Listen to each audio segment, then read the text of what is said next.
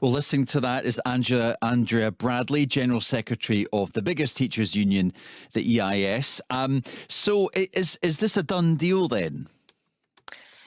Well, it's an offer that has been put to EIS members by the Salaries Committee with a recommendation to accept. But now the democratic process of voting is underway, so it's not a done deal until we know the outcome of that democratic process, and that will be next Friday morning. I mean, clearly, the offer comes with a recommendation of acceptance by the Salaries Committee, because they are of the view that this is the best that can be achieved in the current political and economic climate without a further prolonged period of strike action and perhaps other industrial action. But there's also cognisance of the fact that this offer does not capture everything that we had sought out to achieve with the pay campaign. So there is compromise in here. And it's important to stress that that compromise has been offered by the trade union side for months now, and it is with some regret that it's taken this amount of time for the government and COSLA, to come round to that kind of position themselves.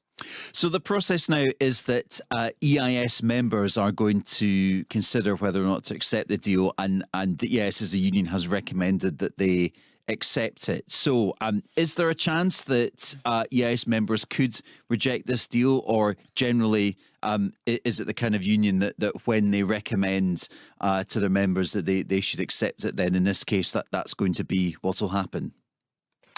It is quite unusual for the membership of the EIS to vote differently than the Salaries Committee recommends, but it is certainly not beyond the realms of possibility. There will be strength of feeling amongst some members about, for example, the fact that the first year value is 7% when the claim was for 10, and inflation continues to sit at just above 10% CPI. So some people will be concerned about that, particularly in light of likely further increases in their energy bills, for example. And there will be others who are concerned about the cap that is on the offer, to members that would be perhaps a difficulty for members who are head teachers. That is something that we had sought not to have applied within the offer, but it's there, and it will be for members to consider whether or not that's acceptable, as an element of the overall package. But certainly, negotiators on the EIS team did their utmost to ensure that this was an undifferentiated offer. But as I said, we have not been able to achieve all of the objectives that we set out to at the beginning of this process, unfortunately. You heard the Education Secretary there just saying that teachers have got a pretty good offer, that over the lifetime of this deal they're getting a pretty good rise, which is far, not far beyond, but it's beyond what other workers are being offered. I think from our kind of calculations, it is relatively comparable with what other groups of workers have been offered. But what we've said all along is that there has to be respect for and integrity in sectoral collective bargaining.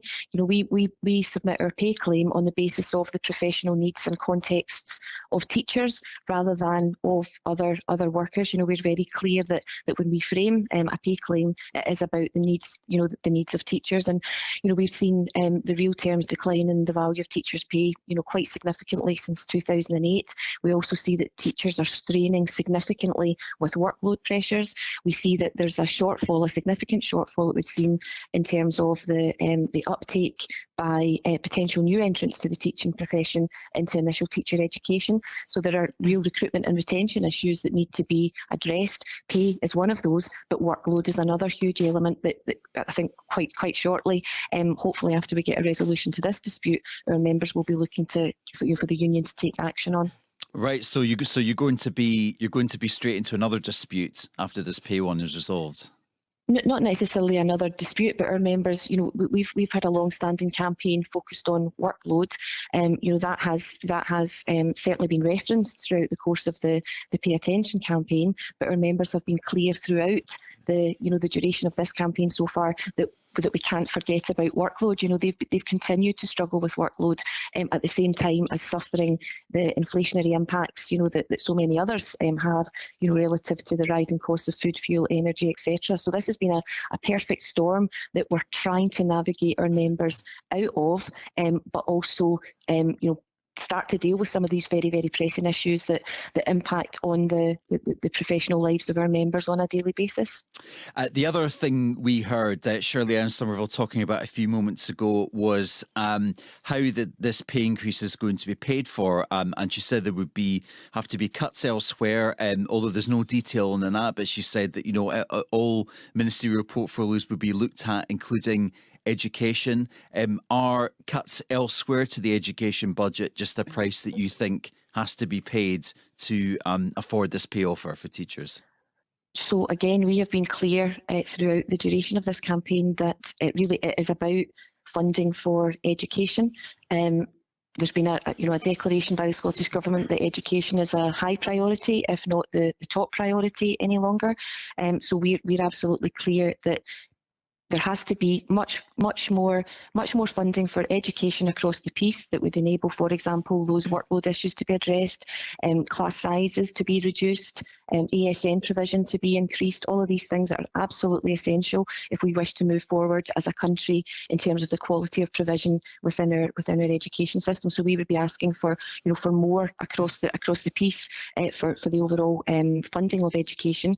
And relative to, you know, that point about you know, how this is going to be managed by the government. I think the Deputy First Minister was on the radio yesterday morning saying that this might not necessarily mean cuts elsewhere, but maybe delays to projects, maybe them starting into the next financial year rather than this one, and so on. So I think there are, you know, different ways that the government could respond, to the maybe some of the dilemmas that are there at the moment.